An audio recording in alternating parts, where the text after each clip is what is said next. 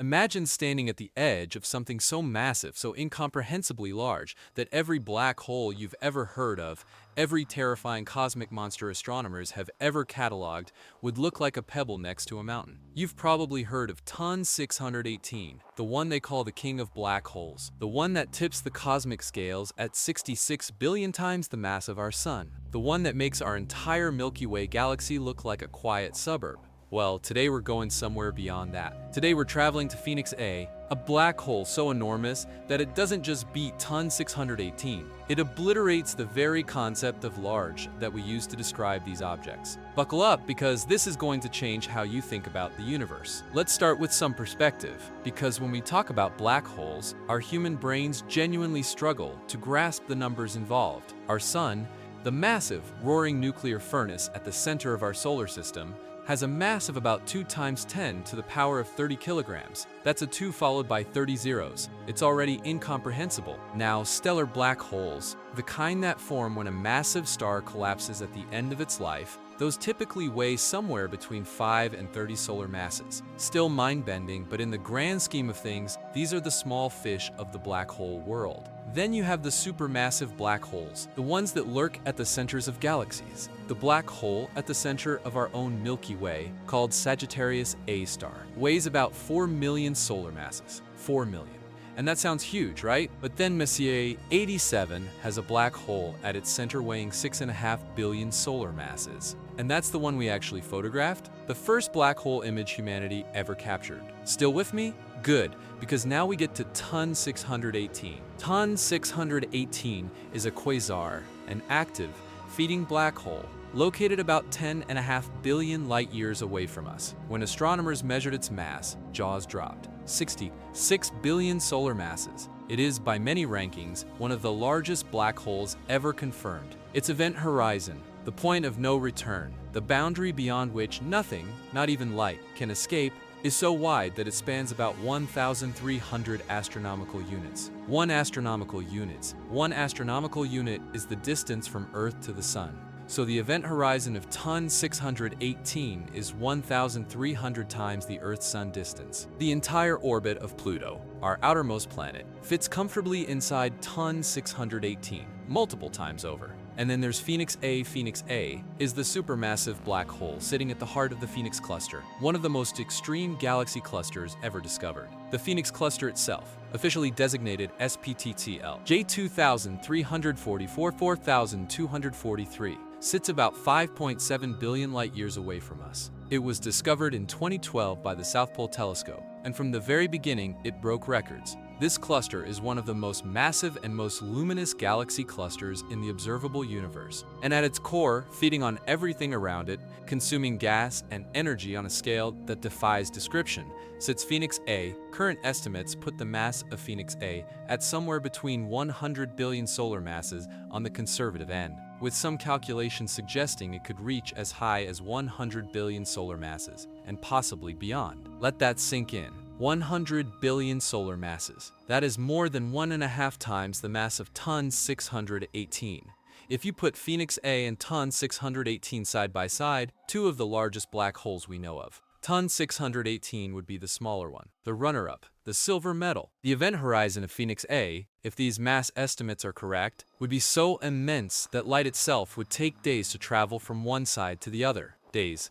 Light, moving at 300,000 kilometers per second, the fastest thing in existence, would need days just to cross the diameter of the point of no return around Phoenix A. If our entire solar system were placed near Phoenix A, it wouldn't just fall in. It would disappear so completely, so utterly, that it would represent a rounding error in the object's total mass. Now, why is Phoenix A so massive? This is where the story gets really fascinating, because the size of Phoenix A is deeply connected to the environment it lives in, the Phoenix cluster itself. This galaxy cluster is remarkable for multiple reasons, and each of those reasons feeds directly into the growth of its central monster. Most galaxy clusters have what scientists call a cooling flow, a process where hot gas in the center of the cluster slowly cools down and falls inward, forming new stars. In most clusters, the central black hole's jets, powerful beams of energy, shot out at nearly the speed of light, heat up this gas and suppress the cooling.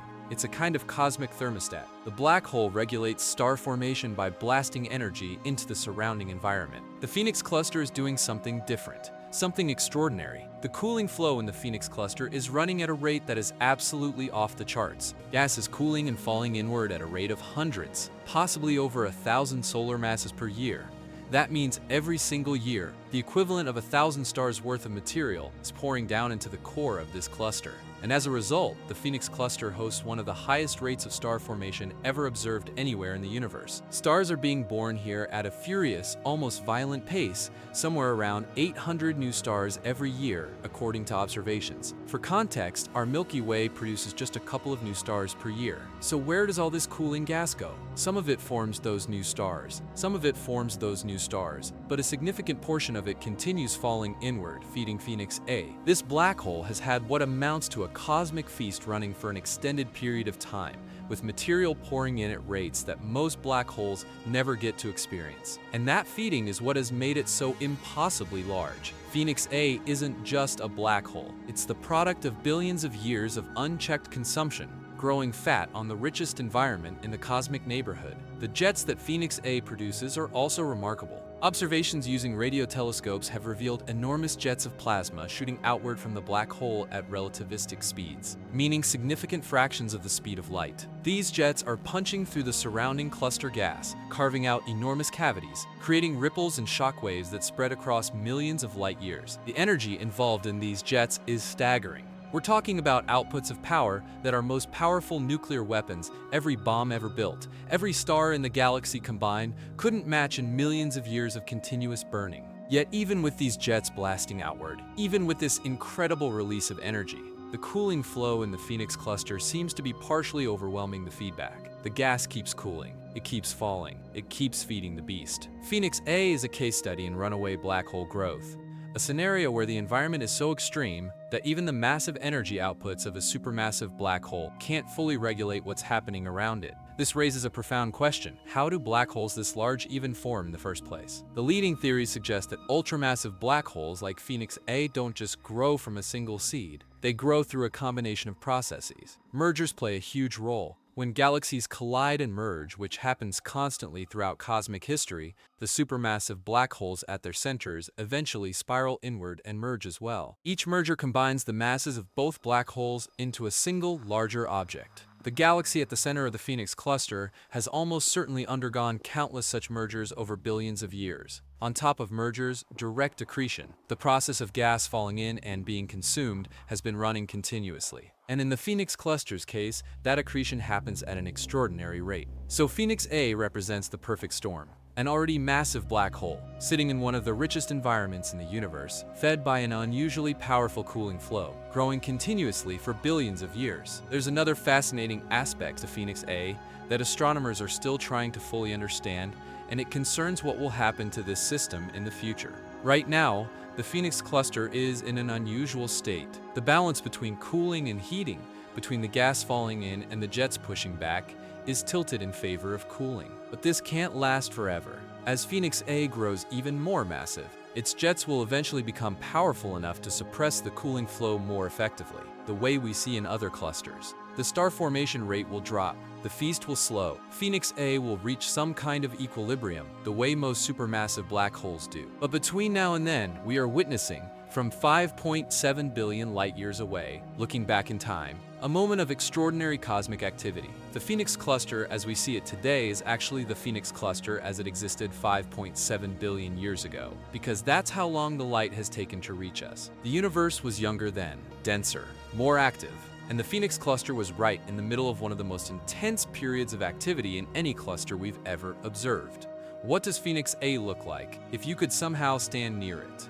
Of course, nothing could actually survive anywhere near this object. The tidal forces, the difference in gravitational pull between one side of you and the other, would shred any matter long before it reached the event horizon. The intense radiation pouring off the hot gas spiraling inward would be lethal across enormous distances. But if you could observe it safely from afar, you would see an accretion disk, a swirling, blazing disk of superheated matter that would outshine entire galaxies on its own. You would see the jets, two beams of plasma and energy shooting outward in opposite directions, bright enough to be seen across billions of light-years of space. You would see, in short, one of the most powerful and dramatic objects in the entire observable universe. And this is really the thing that puts Phoenix A in a category of its own.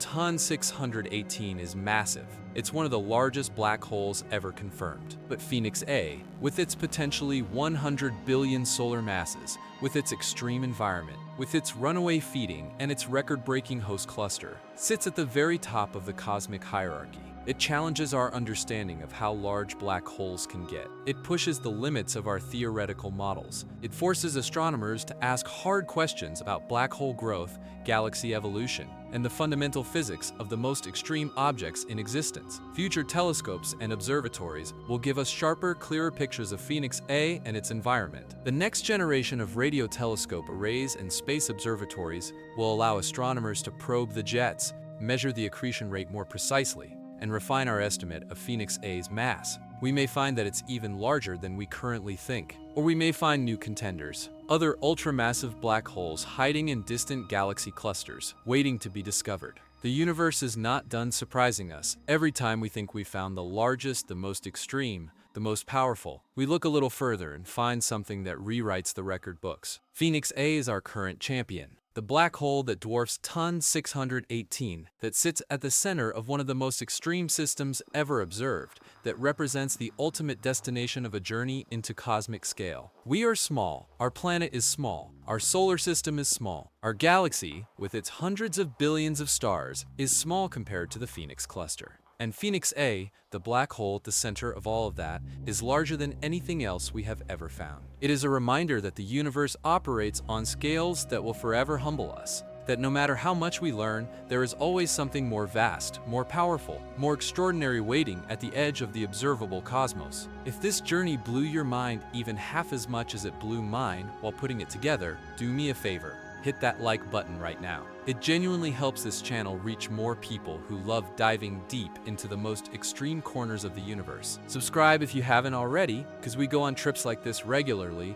and you do not want to miss where we're headed next. And drop a comment below. I want to know, does Phoenix A change your sense of scale? Can you even wrap your head around 100 billion solar masses? Let's talk about it. I'll see you in the next one.